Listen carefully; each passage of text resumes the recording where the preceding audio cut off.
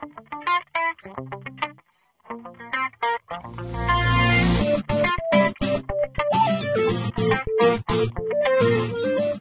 series of lectures by Professor George Phillies, based on his book, Phenomenology of Polymer Solution Dynamics, Cambridge University Press, 2011. And stand by for our forthcoming lecture series, Statistical Mechanics, Introduction to Mechanics, Harmonic Oscillation, and Game Design.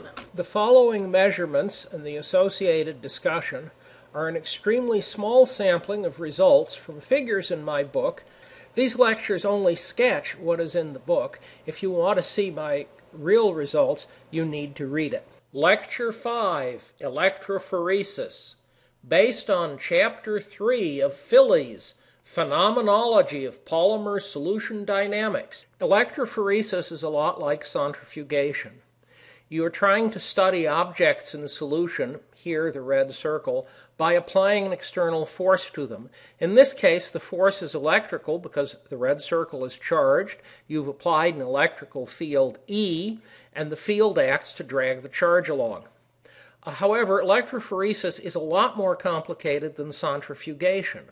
Why? First of all, in order to get any motion at all, there must be a background electrolyte, at least some in solution. The electrolyte contains positive charges, the little red pluses, and negative charges, the little blue lines. The laws of statistical mechanics cause the little blue lines, the negative charges, to aggregate near the positively charged object, the red circle, of interest. The positive charges in solution are pushed away from the red circle. That cloud of little blue lines is called the counter-ion cloud. To make life even more interesting, in general, the walls of the tube in which you're doing the electrophoresis are charged. Here we've shown that wall charge as the green pluses. The green pluses drag to them the more little blue minus negatively charged ions. And guess what? The electrical field acts on all the charged objects in solution at the same time. The net result is very complicated. The important thing you should remember is that if you see an object moving in solution and you know what the electric field is, you cannot infer even the sign of its charge from the fact it's moving in a particular direction. Electrophoresis is much more complicated in this respect than centrifugation is. The experiments to be discussed here are very much like probe centrifuge experiments. We have a probe particle or polymer chain. We apply an external force. We watch its motion through a background solution of neutral polymers. In this case, the neutral polymers truly are neutral and do not move. Because this approach has been around for a long time, it's been very extensively studied. Note, for example, the paper by Cotet. It's been very extensively reviewed. Note works by Heller and VOV. The works I'm describing on this slide, though, are the inverse of what we're going to do here.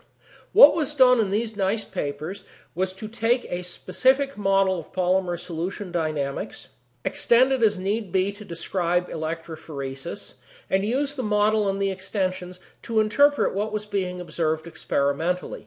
That is, these papers are demonstrations working from a model to predictions and to explanations as to what is going on. Inverse approach? Yes. These are papers that assumed the correctness of a particular molecular model, took that model, applied it to their results, and used that particular model to interpret what they were seeing. This chapter illustrates the forward approach. We start with the phenomena. We start with the things you actually see in the laboratory that you actually measure. We advance from there to obtain a description of what you actually see, what behaviors are actually found in physical systems. And from there, in future lectures, we advance to more fundamental understandings of what's going on. Now, when we do that in this lecture, there's going to be one basic obstacle, which is essentially a chronology obstacle. We're going to do a number of fitting processes and a number of pieces of analysis that may seem a bit surprising or appear to arise from no place. The reason for that is that this book was ordered to treat the various phenomena you can find in what appeared to be a systematic and logical manner. However, that systematic and logical manner is not the manner in which things were developed. If we did things in a chronological ordering, we would have started with a chapter on probe diffusion, advanced to polymer self and tracer diffusion, and then viscosity, and finally worked through the other chapters in some sort of one this and one that. If we had done it in that order, it would be perfectly obvious why we're applying particular fits and particular descriptions and asking particular questions in this chapter. But I chose to do what appeared to be the physically rational order as opposed to the historical order. Whatever ordering we tried had some disadvantages. So what do we measure in an electrophoresis experiment? We have an applied electric field E. We have charged particles whose locations we can monitor, and we determine their electrophoretic migration velocity, V. Normally, it's more straightforward to note the objects started here. It took them a certain length of time to get to some second location, and from that we determine their velocity. V and E are related by the electrophoretic mobility, mu. Mu may depend on what the background matrix polymers are. It will depend on the charge of the particles. It depends on other electrical issues. The experiments we're going to be describing all involve charged probes moving through neutral matrices. In a separation experiment, you have one nice advantage over many of the other experiments we'll be treating in this series of lectures. Namely, you can start with multiple probes all at the same place. You apply the field. The probes are separated. They reach their end point at different times, and therefore you can measure mu for a whole series of probes all in one pass, all in one experiment. That's a great time saver. The experiments we discuss first involve the use of restriction fragments, electrophoresing through hydroxypropyl cellulose, a neutral polymer. Restriction fragments, you take DNA, you use enzymes which cut it selectively in very carefully chosen locations. You get a series of DNA fragments of different size, but each fragment species is completely monodisperse. You have, say, a dozen species in solution, and they're all unique. They aren't blurred out.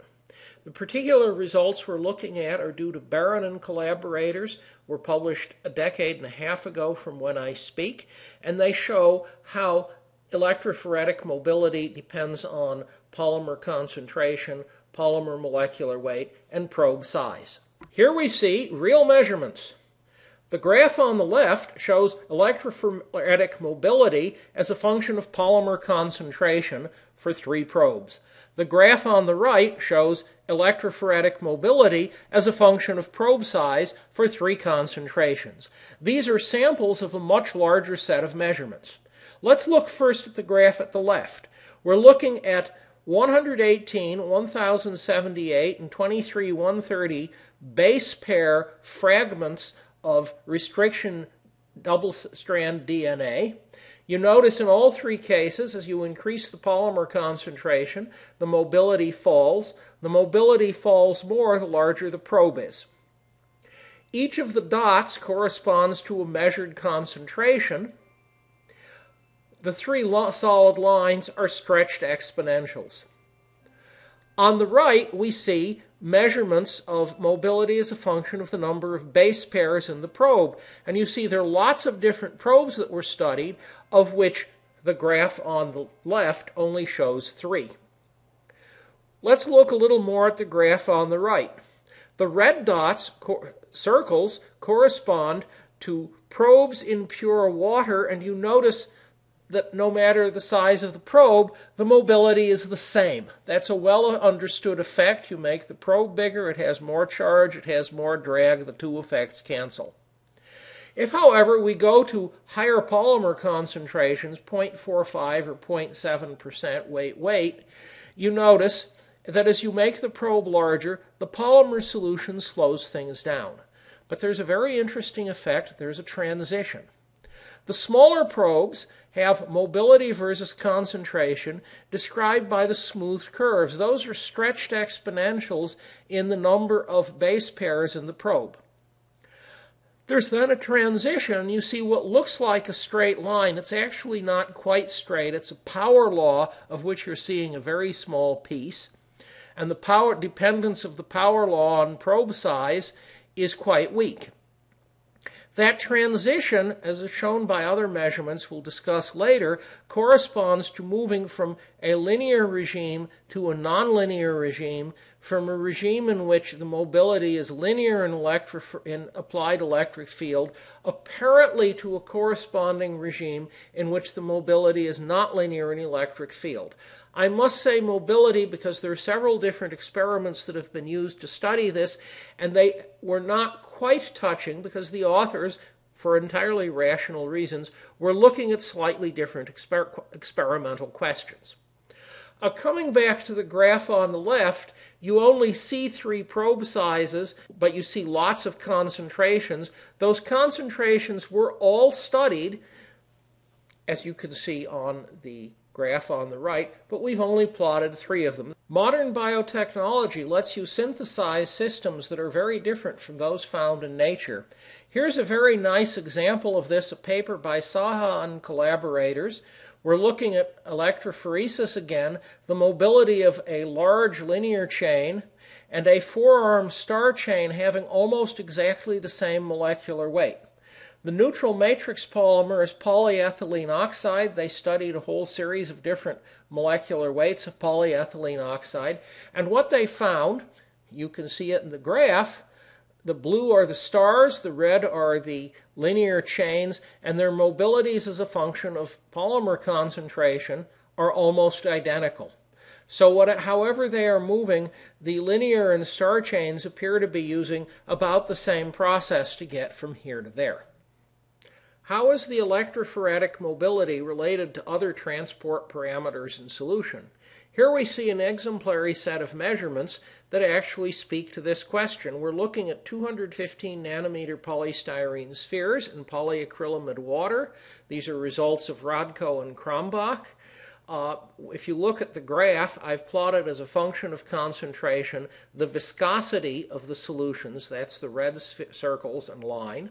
I've also plotted the inverse of the mobility of the spheres through the solution. The inverse of the mobility is expected to be linear in the viscosity. That isn't quite true. You observe that if you increase the polymer concentration, the viscosity goes up very quickly. The normalized inverse mobility, however, goes up only very slowly. This is an example of non-Stokes, or as it was originally called, non-Stokes Einsteinian behavior. Einstein comes in when you plot diffusion coefficients. It's sometimes proposed that you see this effect because the probe particles are quite small relative to distance scales in the solution, and if you make the probes bigger and bigger, eventually you go over to the continuum behavior in which the 2 curves should be on top of each other. Rodko and Krombach showed, as would be expected from the diffusion studies, which we get to in a later chapter, exactly the opposite effect, namely as you make the spheres bigger and bigger, the difference between the inverse mobility and the viscosity becomes larger and larger. This effect may seem very surprising if you've just been doing electrophoresis in simple solvents. It's not at all surprising, and if we'd done this book in the chronological order, your reaction to this plot would have been, well, yes, of course, that's what you're supposed to see. However, here we see non-Stokes Einsteinian behavior coming in for the first time.